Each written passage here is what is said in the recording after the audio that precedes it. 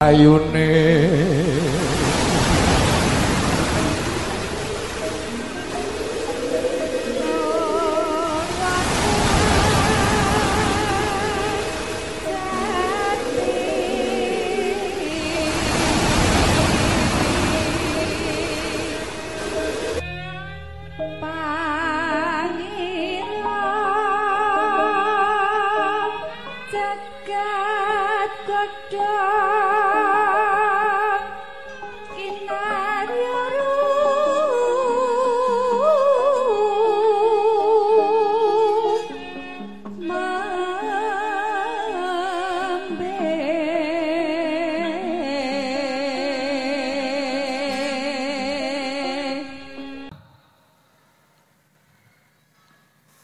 Allahu Akbar, Allahu Akbar.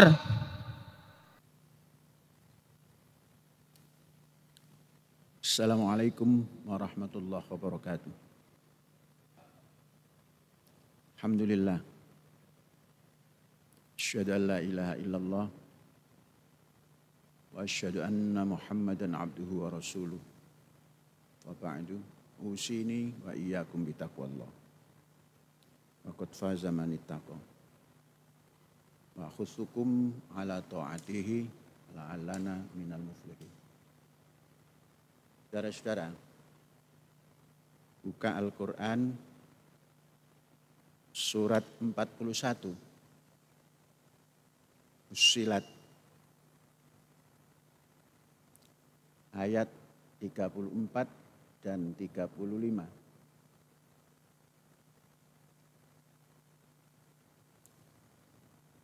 Ayat 34 dan 35, suratnya 41, ayatnya 34 dan 35. Sudah ketemu? Ya, saya bacakan. A'udzubillahi minasyaitonirrajim.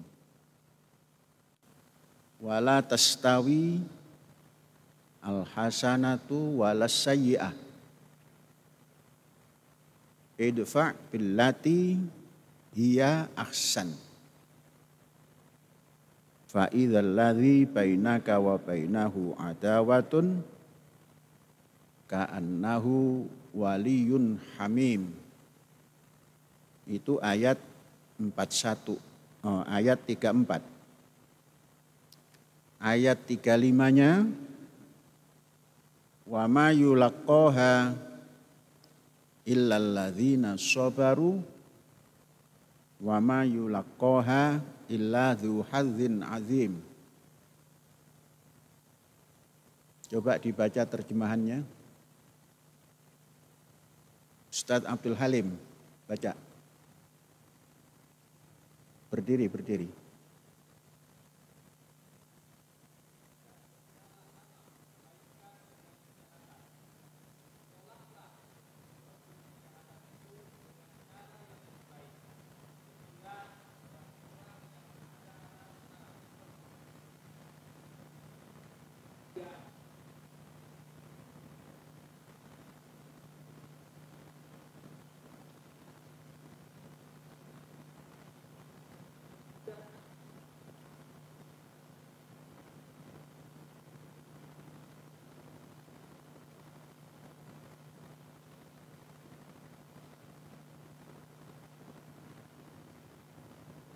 Coba dibaca di sini. Ulangi lagi. A'udzubillahi minasyaitonirrajim. Dan tidaklah sama kebaikan dengan kejahatan. Tolaklah kejahatan itu dengan cara yang lebih baik, sehingga orang yang ada rasa permusuhan antara kamu dan dia akan seperti teman yang setia. Ayat 35. Dan sifat-sifat yang baik itu tidak akan dianugerahkan kecuali kepada orang-orang yang sabar, dan tidak dianugerahkan kecuali kepada orang-orang yang mempunyai keberuntungan yang besar. Walhamdulillah. Syukron. Ini ayat ditujukan kepada siapapun umat manusia, bahwa di dalam kehidupan itu ada nilai baik, ada perilaku baik, ada aktivitas baik, dan sebaliknya juga dalam hidup ini ada nilai tidak baik, aktivitas tidak baik, dan perilaku tidak baik. Jadi dua ini selalu bergandengan dalam kehidupan umat manusia. Kemudian bagaimana cara untuk menghadapi kejahatan dan kejelekan?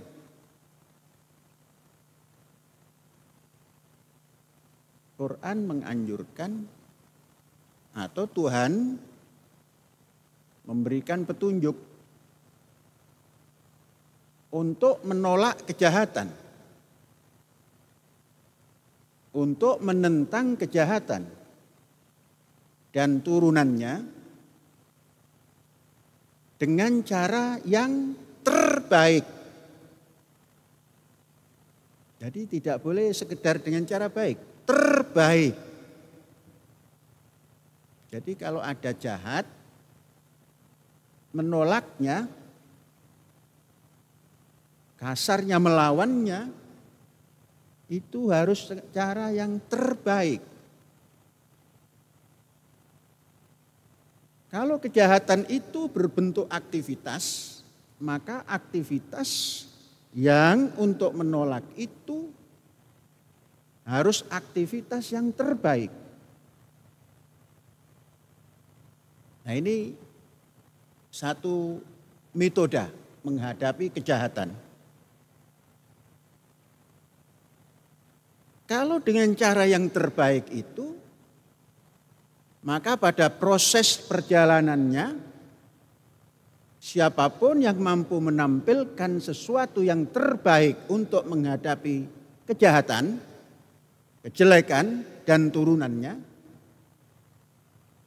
kalau seperti itu, maka dalam perjalanannya nanti siapapun yang menampilkan kejahatan, siapapun yang menampilkan kejelekan, itu akan bisa menemukan sesuatu sehingga bisa merubah tampilannya yang jahat, perilakunya yang jahat, perbuatannya yang jahat, menjadi berbalik. Dan tatkala berbalik, siapapun yang berbuat baik tadi atau membawa kebaikan tadi, dia akan diikuti.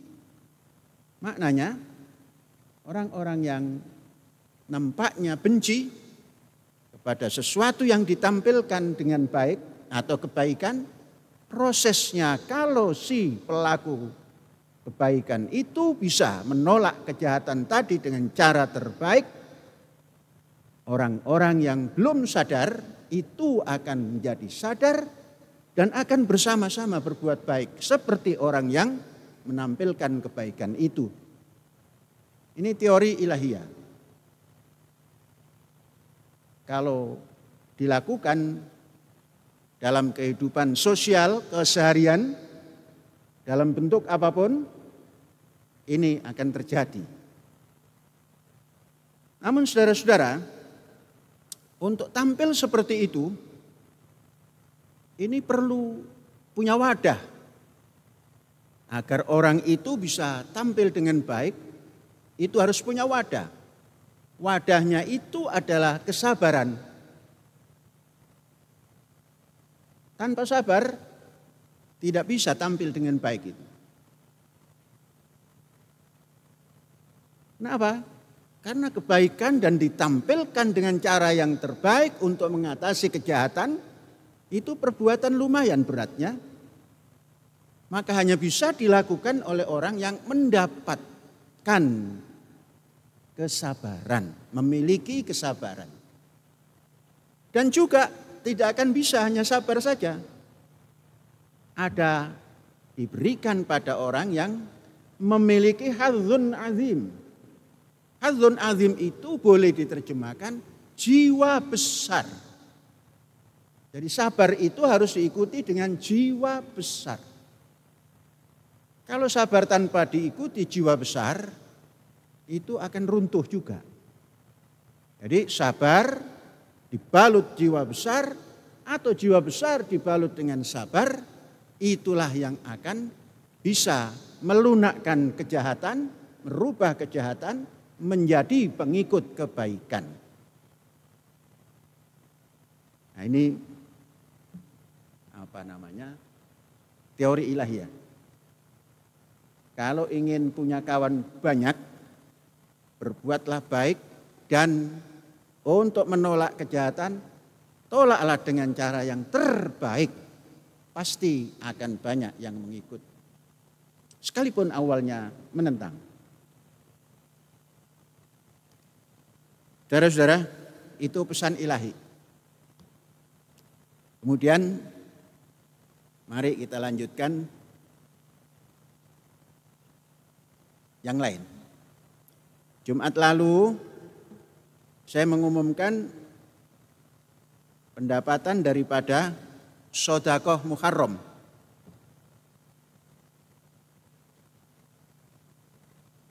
Ini ada revisi.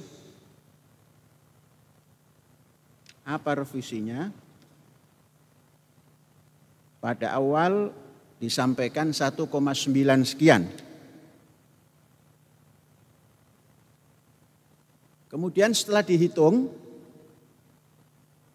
waktu diumumkan itu belum dihitung. Setelah dihitung, ada satu amplop. Dihitung 2 kali. Amplop itu jumlahnya 21.100.000. Dihitung 2 kali. Maka sesungguhnya kalau Jumat lalu diumumkan 1.914.545.000, maka menjadi 1.893.445.000.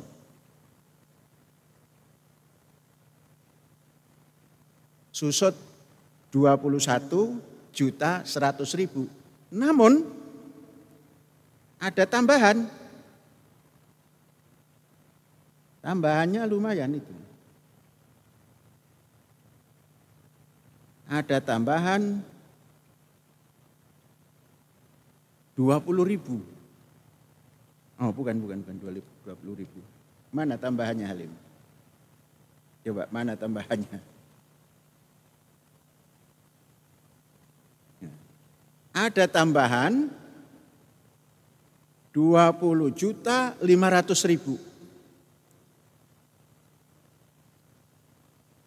Jadi tidak kurang, selisih sedikit saja.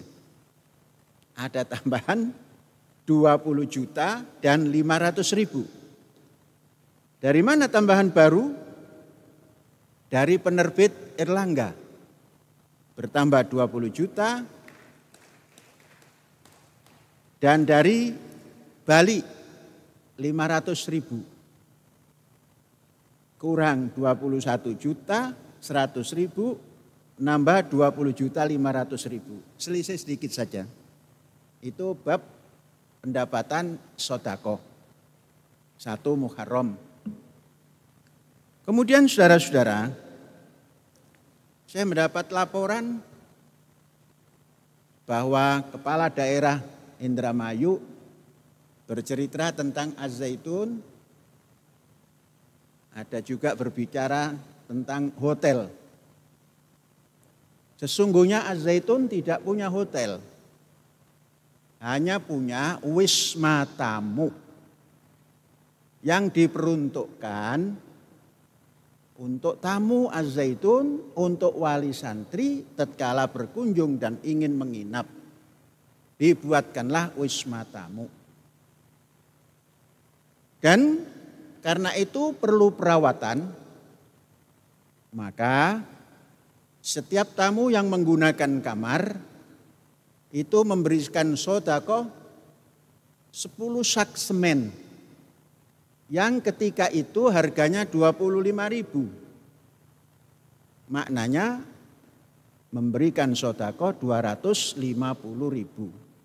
pada tahun 1999 dan diaktifkan tahun 2000. Sampai dengan 2023 ini tidak berubah itu sedekahnya. Ya 250.000 juga. Jadi kalau itu dijadikan perbincangan dengan disiarkan di televisi, maka beliau belum memahami. Padahal sebelum menjadi bupati, tatkala beliau menyampaikan visi misi ke Az-Zaitun, didampingi oleh ayahanda beliau, saya terima di tempat itu. Dan saya terangkan bahwa ini wisma tamu. Karena dari sejak menjelang pilihan bupati, sampai hari ini belum berkunjung, dan mendapatkan informasi yang lain-lain, maka berbicaralah tentang hotel di kampus Az-Zaitun. Bu Bupati, enggak ada hotel. Di Az-Zaitun tidak ada hotel. Wisma tamu untuk wali santri yang datang supaya tidak intervensi ke dalam asrama pelajar. Sistem modern seperti itu sehingga santri yang ingin bertemu orang tuanya datanglah ke wisma tamu. Itu sistem modern. Jadi bukan hotel, wisma tamu. Kemudian kalau ada contohnya wartawan yang datang ke kampus Az-Zaitun ingin menginap, juga seperti itu. Inilah bedanya pendidikan di Az-Zaitun dengan pendidikan di luar Az-Zaitun. Bu Bupati, ini bukan hotel. Sudah. Bu Bupati juga bercerita tentang PBB. Konon tanah segitu banyaknya, PBB-nya sedikit. Mari saya bacakan PBB yang dibayarkan oleh Az-Zaitun melalui desa.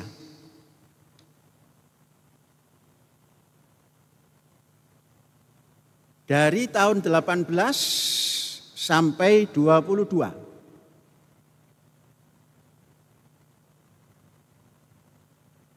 Nilai PBB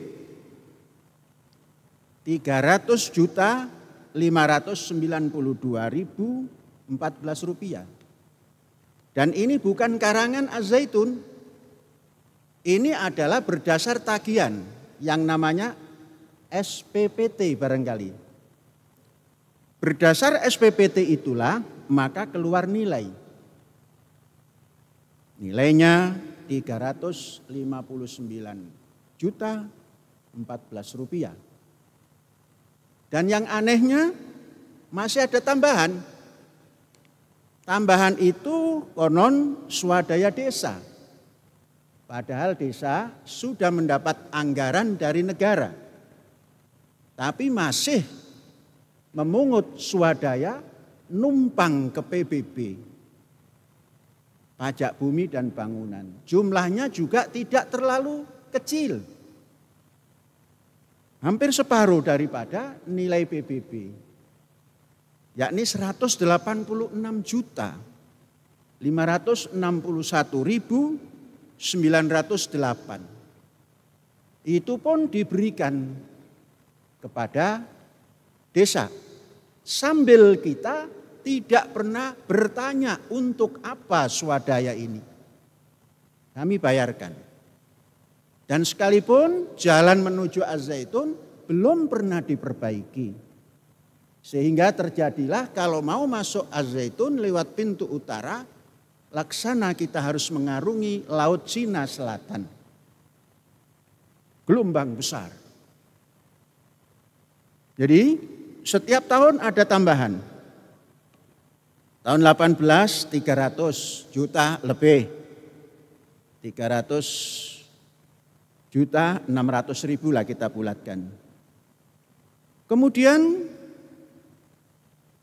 tahun selanjutnya 19 itu 302 juta setengah.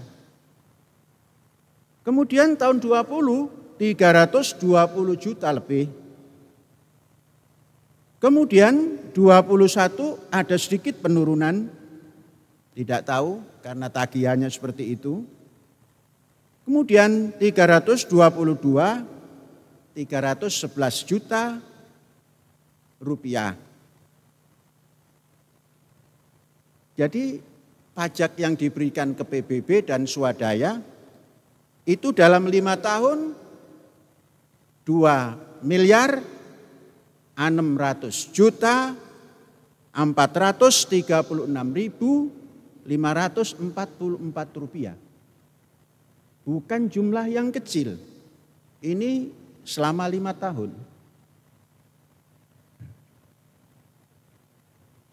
Di luar kabupaten tentunya banyak. Keseluruhan pajak PBB dan swadaya desa yang ada di keseluruhan yang dimiliki oleh Ma'had Az-Zaitun itu selama 5 tahun 4 miliar 375 juta 83.065 rupiah. Jadi kalau ini masih dianggap kecil, ya mungkin Ibu Bupati belum memahami perpajakan. Saudara-saudara, kemudian berapa jumlah real daripada aset yang berbentuk lahan dan bangunannya? Pada tahun 21, yakni 27 Agustus 2021, aset yang diapresial oleh lembaga resmi itu ada 1.643 hektar, 78. Yaitu 1.643,78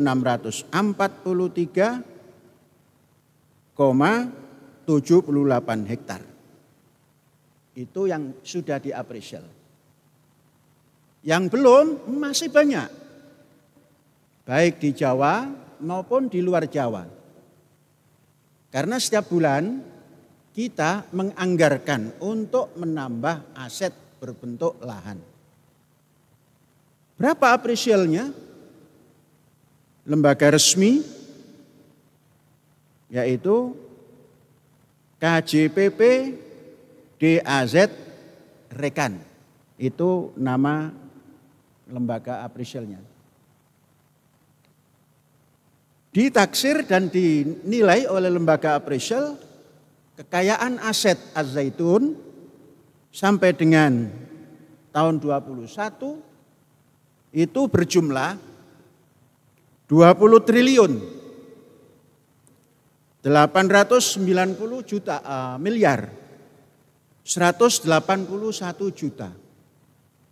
Inilah aset daripada Az-Zaitun yang jumlah hektarnya 1.643 hektar, 78. Nilai yang di-appraisal 20 triliun, catat supaya enggak lupa. 20, 890, 181, ribu, narasinya seperti begini. 20 triliun 890 miliar 181 juta. Alhamdulillah.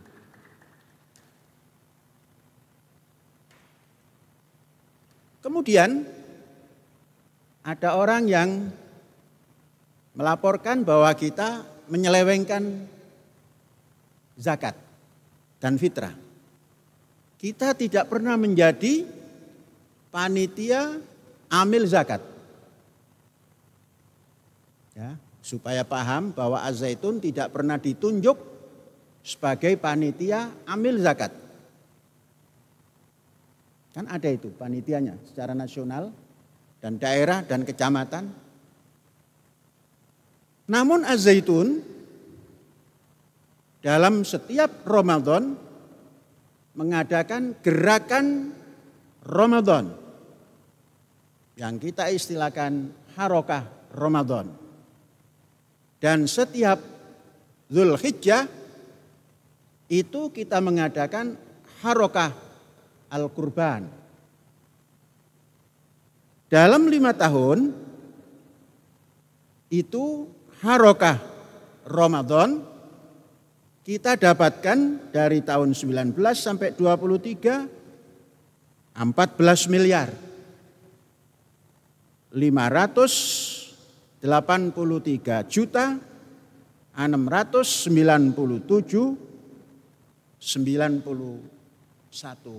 rupiah. Jadi 14 583 369 091. Kemudian mustahik, kalau kita istilahkan mustahik karena gerakan kurban ini kita bagikan juga pada fuqara masakin, itu 13.107 orang. Kemudian berupa beras 5 kg dan berupa gula 5 kg. 5 tahun beras yang kita sampaikan kepada fuqara masakin 65 ton 535 kg. Sama halnya dengan gula. Gula 65 ton 535 kg. Harga tidak usah dicatat. Kemudian setiap Idul Adha, karena kita punya gerakan kurban, maka kita bisa mengumpulkan lebih besar daripada Harokah Ramadan. Dalam 5 tahun, sejak tahun 19 sampai tahun 23, itu terkumpul 19 M, 502 juta, 631.601 rupiah. Kemudian kita berikan pada 20.293 orang. Masing-masing mendapatkan 2 kg daripada daging dan 5 kg daripada beras. Beras yang terdistribusikan 101 ton. 465 kg. Adapun daging yang kita distribusikan 40 ton 586 kg. Nah, ini karena ada informasi katanya tentang zakat dan lain-lain. Kita tidak pernah menjadi panitia. Maka kita tidak bertanggung jawab kepada siapapun. Hanya bertanggung jawab kepada fuqara wal masakin kalau kita memberi. Kemudian saudara-saudara, anggaran belanja Az-Zaitun dalam 1 tahun itu tidak kurang daripada 150 M. 150 M. Kalau dibulatkan. Apa yang terbanyak? Yang terbanyak diserap adalah honor daripada guru, dosen, relawan, tenaga harian, pertanian, dan lain-lain. Itu dalam 1 tahun mencapai 51 M lebih. Kemudian terbesar kedua yakni pemakanan. Urusan makan minum penghuni itu berjumlah dalam 1 tahun 44 M 865 juta sekian. Kalau dibulatkan ya 45 M. Lain-lainnya sedikit. Yakni setelah 44 masuk ke 6 M itu pajak-pajak. Yang ketiga adalah penambahan aset. Pembelian lahan dan sebagainya dalam 1 tahun lebih daripada 30 M. Maka kalau ditanya, saya suka mana? Menabung uang atau membeli aset? Aset. 1 tahun 30 M,5. Ya banyak. Kalau harganya yang tertinggi umpamanya 200, kan berarti 2 M, 1 hektar. Kalau yang terendahnya itu 100, berarti 1 M. Jadi nambahnya cukup jelas. Nah, saudara-saudara, inilah bentuk daripada hajat kita per tahun.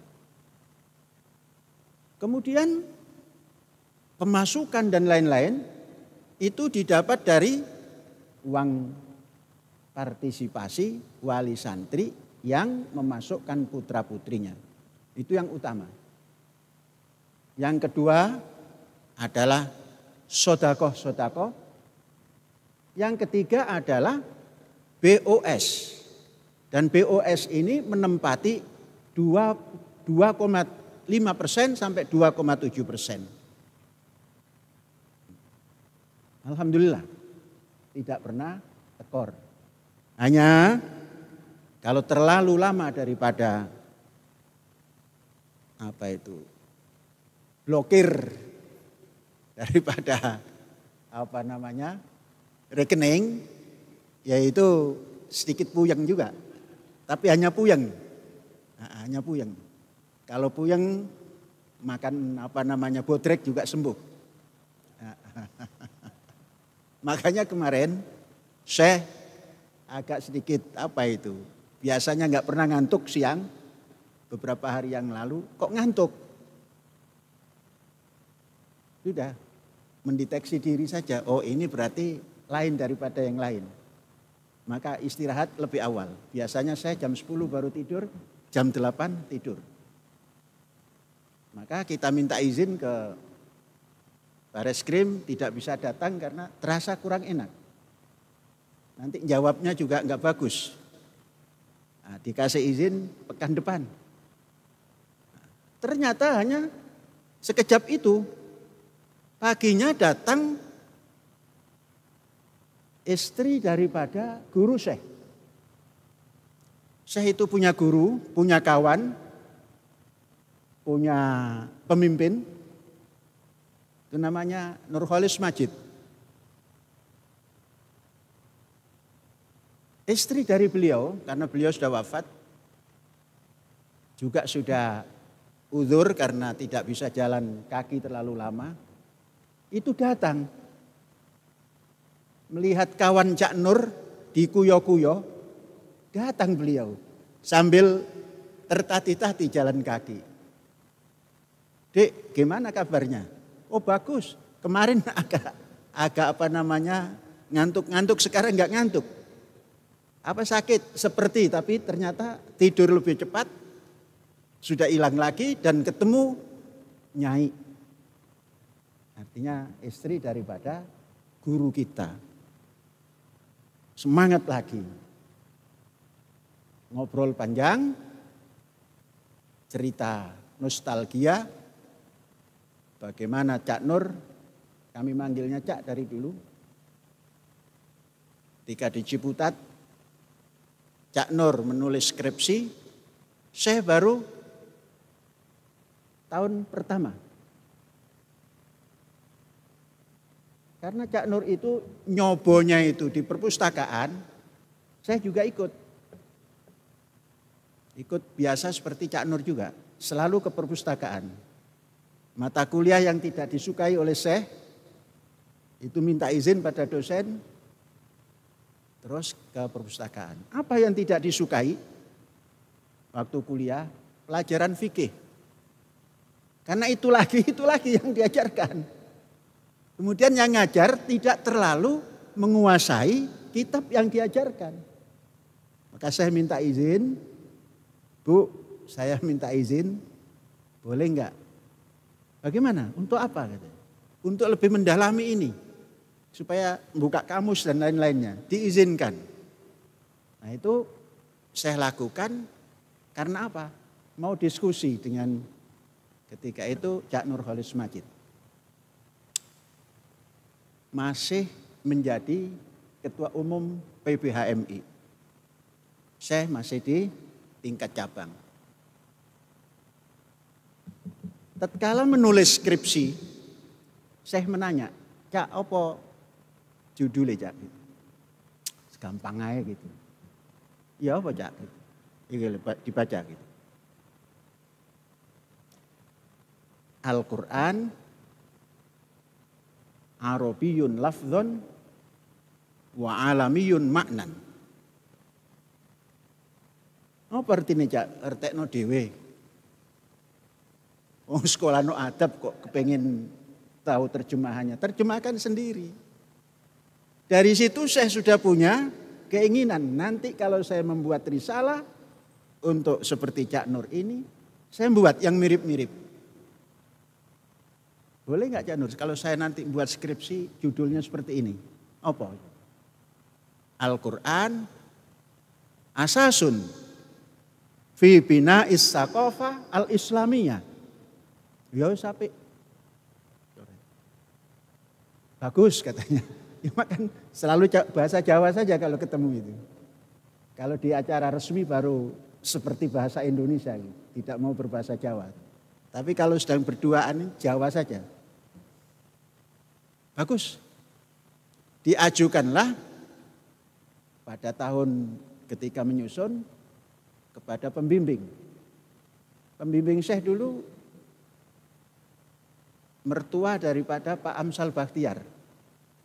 Namanya masih Dokter Andes dulu, Ahmad Janani. Apa kata beliau? Ini terlalu tinggi. Nah, nanti cari referensinya terlalu banyak. Dipotong saja supaya gampang cari referensinya. Jadi mempermudah supaya bisa cepat lulus gitu mungkin. Lah kalau ini terlalu tinggi, banyak referensi yang harus dirujuk katanya. Dipotong saja, jangan Saqafah al-Islamiyah, Saqafah al-Arabiyah. Itu banyak nanti, rujukannya banyak, itu gampang. Dan yang mengoreksi tidak terlalu banyak mengeluarkan pikiran. Nanti munakosahnya itu yang seru katanya. Akhirnya ikut. Kawan-kawan sudah siap semua ketika itu. Sudah dicetak, sudah inilah. Ada satu kawan, ente nggak lulus ente sampai sekarang kok belum nulis, belum apa gitu. Akhirnya saya tulis pakai tangan. Padahal rangkap 5. Setelah menulis selesai, 2 pekan ini nggak bisa bergerak. Karena harus tembus. Bayangkan, nulis 15 hari. Diterima dan lulus.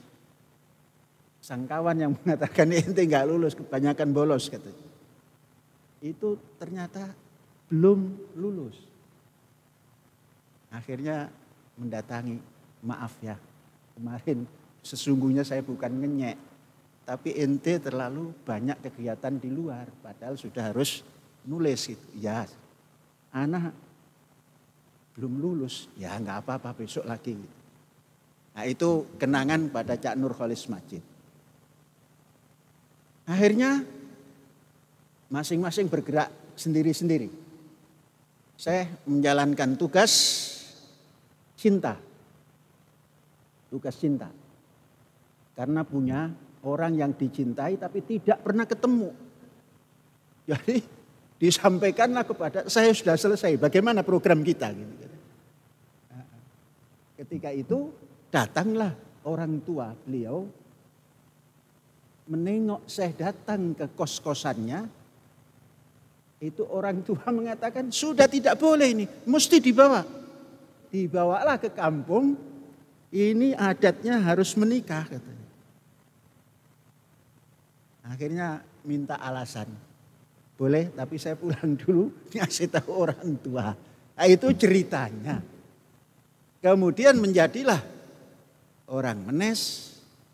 Kemudian ditugasi menjadi kepala sekolah. Di sanalah sedikit kita merombak. Karena pendidikan ketika itu lagi-lagi masalah finansial, keuangan. Apa? Di sana ketika Syekh datang tahun 70 menjadi pimpinan Aliyah, uang sekolah itu tidak pernah masuk ke kantor. Tidak pernah masuk ke manajemen. Masing-masing guru itu menyekat di jalan, mau bayaran ya? Ya. Terus tinggal bon saja, ngirim bon ke manajemen. Begitu terus. Akhirnya Syekh mengambil sistem baru, diajak semuanya dan terjadilah tarkis uang sekolah. Uang sekolah disentralisir dan mulailah terdistribusikan kepada guru. Saudara-saudara tahu, tahun 70 honor Syekh itu Rp2.000. Sampai tahun 71 masih Rp2.000. Harga SGM, anak Syekh yang pertama, itu minumnya banyak SGM itu. Harga SGM 2.000 itu hanya dapat 3 kaleng. Tapi saya berani hidup. Jadi berani hidup, jangan takut mati. Takut mati, jangan hidup. Takut hidup, mati saja. Itu diterangkan. Diterangkan pada pasangan Syekh. Jadi semangat juga hidup.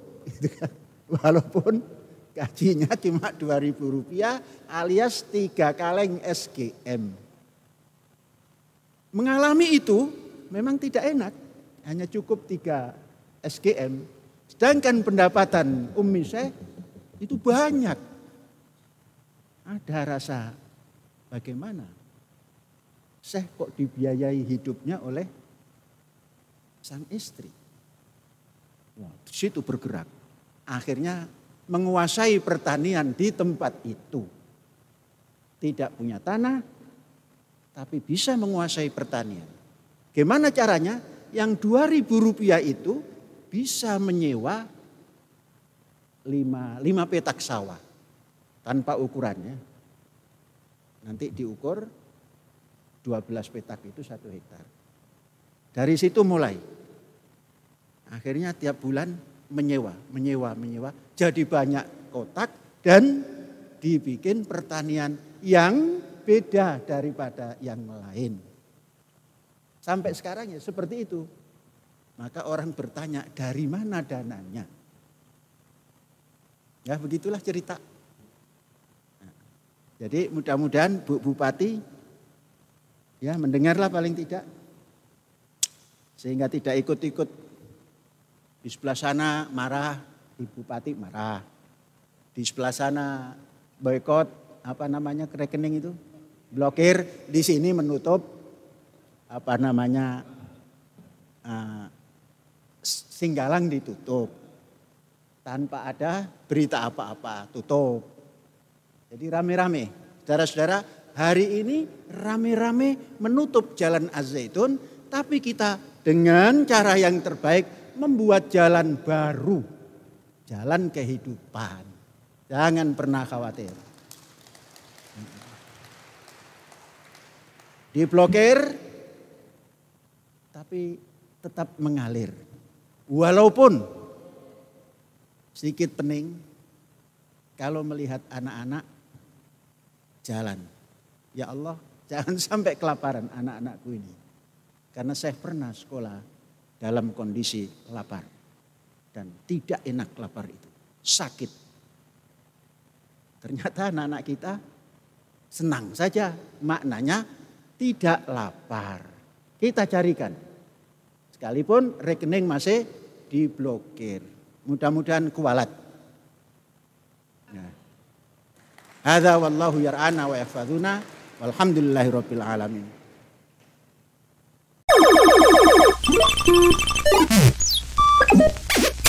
Game over, man.